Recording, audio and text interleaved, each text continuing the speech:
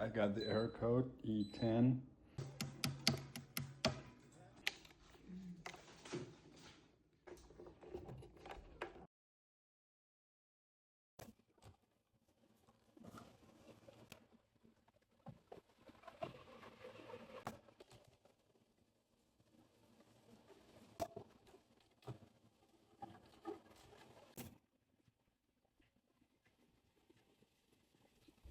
I had a lot of fun for today. It was good experience.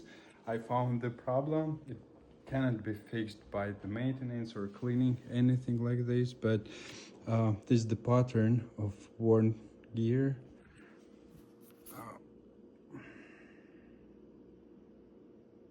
Like this, yeah. You can see that.